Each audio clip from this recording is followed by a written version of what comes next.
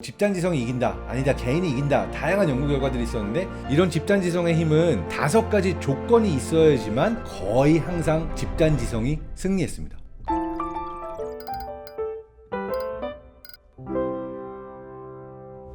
안녕하세요. 뇌과학 박사 장동선입니다. 한 명의 천재가 100명의 평범한 사람들을 이길 수 있을까요? 집단지성이 한 명의 천재를 이길 수 있을까? 이러한 흥미로운 질문에 답을 찾아본 논문이 나왔습니다. 바로 5월 25일에 저명한 국제저널 PNAS에 나온 논문인데요. 미국 보스턴에 있는 노스 이스턴 대학교의 크리스토프 리들 교수님이 5,279명의 실험 참가자들이 1,356개의 그룹으로 나뉘어가지고 했던 실험을 서로 다른 22개의 연구에서 메타 분석으로 모아봤어요. 이 논문의 제목은 집단지성을 인간의 그룹에서 살펴봤다. Quantifying Collective Intelligence in Human Groups라고 하는 연구인데요. 여기서 살펴본 거는 다양한 종류의 미션을 줬습니다. 어떤 창의력 테스트를 주기도 했고요. 아니면은 여러 명이 동시에 텍스트를 입력해야 되는 텍스트 빨리 입력하기 같은 단순 작업을 주기도 했는데 미션들을 여러 개를 모아서 과연 여러 명의 사람들이 모인 그룹이 더 좋은 성과를 낼까? 아니면 한 명의 뛰어난 개인이 더 좋은 성과를 낼까를 알아봤는데요. 이 결과에서 거의 항상 집단지성이 승리했습니다. 어떤 경우에도 참가하는 개인의 스킬이 높다고 해서 그룹 전체의 퍼포먼스가 나온 거는 아닌 거예요. 딱 한 경우만 빼고 그랬대요. 혼자 구석에서 조용히 풀어야 되는 숫자 퍼즐, 수도쿠 퍼즐에 있어서만 개인의 능력이 더 뛰어난 결과를 냈었다고 하고요. 다른 경우에는 집단지성이 거의 대부분 승리했다고 합니다. 자, 집단지성이 개인의 능력을 이긴다.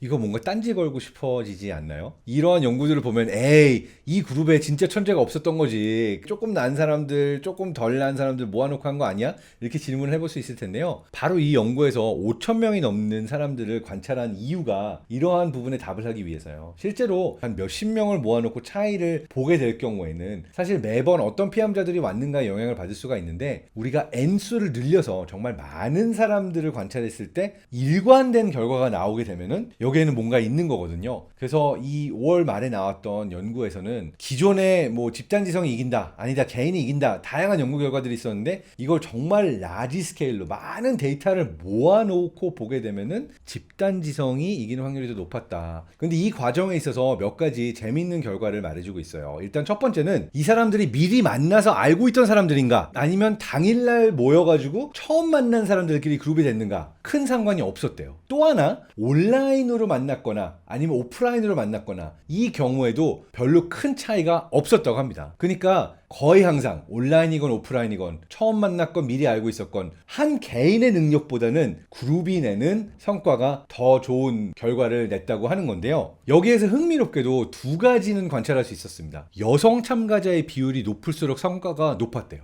한쪽 성별만 모였던 그룹보다는 남녀가 섞인 그룹이 성과가 더 좋았고 여성 참가자의 비율이 높을수록 전체적인 성과가 높았다고 합니다.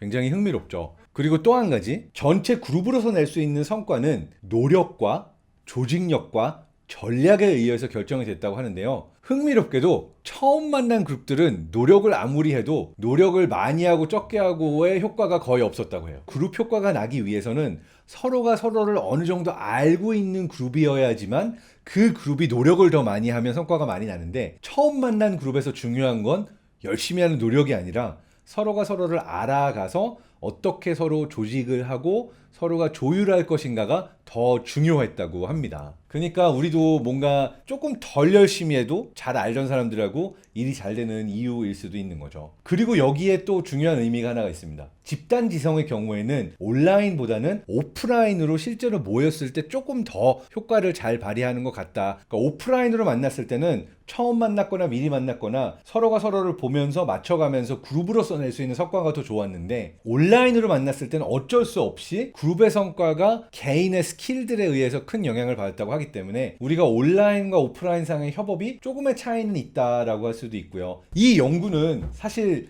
몇백 년 전부터 있어 왔던 집단지성에 대한 이야기들을 종합해주고 있는데요. 처음 이런 집단지성에 대한 흥미로운 결과가 나온 거는 프랜시스 갈턴이라고 하는 과학자가 이러한 관찰을 했습니다. 그러니까 시장에서 소의 무게가 얼마만큼 되는지 모르잖아요. 근데 그곳에 모인 사람들한테 다 맞춰보라고 랜덤하게 말을 해보라고 했어요. 그랬더니 나는 저 소가 한 10kg 나갈 것 같아. 아니야 80kg 나갈 것 같아. 에이 200kg지. 이런 식으로 여러 사람들의 추측이 모였더니 그 평균치가 실제 소의 무게랑 거의 일치하더라는 겁니다. 실제로 100명이 모여있는 교실에서 랜덤하게 질문을 던져가지고 사람들에게 답을 찾게 하면은 이 모든 사람들의 답의 평균치가 실제 답에 근접한다라고 하는 결과들이 여럿 알려져 있습니다.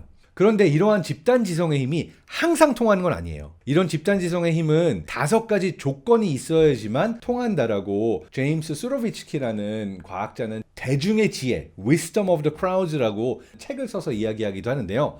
충분한 다양성이 있어야 됩니다. 예를 들어서 다 똑같이 100이야 100, 100 해서 100명이 똑같은 답을 냈을 때는 수렴해가지고 맞는 답을 찾기가 어렵겠죠. 그 다음에 두 번째로 중요한 거는 독립성입니다. 일종의 비밀 투표가 필요하다고 할 수 있는데요. 각자가 다 내 생각은 이래 라고 각자의 의견을 추측할 수 있어야지 막 추측하려고 그러는데 누군가가 200에 200 내가 답 알아 이런 말을 들어버리잖아요.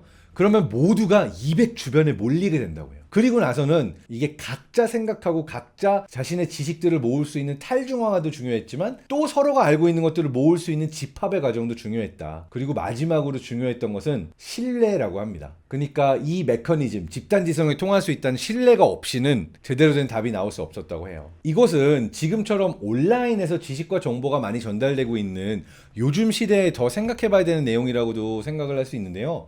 많은 사람들이 답을 냈다고 그게 항상 맞는 건 아니에요. 우리가 이제 인터넷 커뮤니티나 온라인에서만 봐도 신뢰가 존재하지 않는 경우들도 있고 뭔가 이런 다양성이나 독립성이 보장되지 않는 경우들도 있죠. 이 경우에는 여러 의견이 모인다고 그 의견이 더 현명하진 않다 설명할 수도 있을 것 같습니다. 그런데 여러 명이 모였을 때 한 개인의 능력을 넘어서기 위해서 필요한 것이 어떤 열린 태도라고도 하죠. 실제로 한 연구에 따르면 오픈소스 소프트웨어를 통해서 사람들이 이 소프트웨어를 사용하고 다양한 지식들을 나눌 수 있게 해줬을 때 나오는 혁신이 그 소프트웨어를 돈 주고 샀을 때 낼 수 있는 혁신보다 더 높은 가치를 냈다라고 하는 이야기도 있고요. 그래서 기업의 영역, 과학의 영역, 지식과 정보의 영역, 다양한 곳에서 정말 사람들이 독립적으로 사고하고 다양한 의견이 있을 수 있는 것은 중요하고 이것이 모여서 우리는 하나의 집단으로서 새로운 발견을 하고 혁신을 일궈내는 것이 아닌가 생각이 됩니다. 이렇게 집단지성이 개인의 능력을 뛰어넘는 이유는 뭘까요? 잘 생각해보면요. 인간의 뇌의 경우에도요. 인간의 뇌가 더 진화해서 막 지능이 올라간다든지 정말 우리가 유전자가 업그레이드 된다든지 이런 일은 거의 일어나지 않아요. 그러니까 우리는 지난 수만 년 동안 똑같은 생물학적 하드웨어를 가지고 살고 있는데 그럼에도 불구하고 엄청난 발전을 이룩했잖아요. 이 발전을 이룩한 건 대부분 사람과 사람이 연결된 집단 지성에 의해서 여러 명이 함께 일궈낸 결과라고 볼 수가 있을 것 같습니다. 이 분야에는 다양한 연구들이 존재하는데요. 스타 애널리스트를 다른 회사에서 더 많은 돈을 준다고 꼬셔서 데려왔어요. 새로운 회사에 가서 좋은 결과를 내는 예가 5분의 1도 되지 않는다는 연구 결과들도 있고요. 이 경우에 정말 성과를 낼 수 있으려면 기존에 있었던 팀을 통으로 데려가서는 성과가 나더라 이런 얘기들이 있습니다. 그래서 우리는 뭔가 한 명의 천재를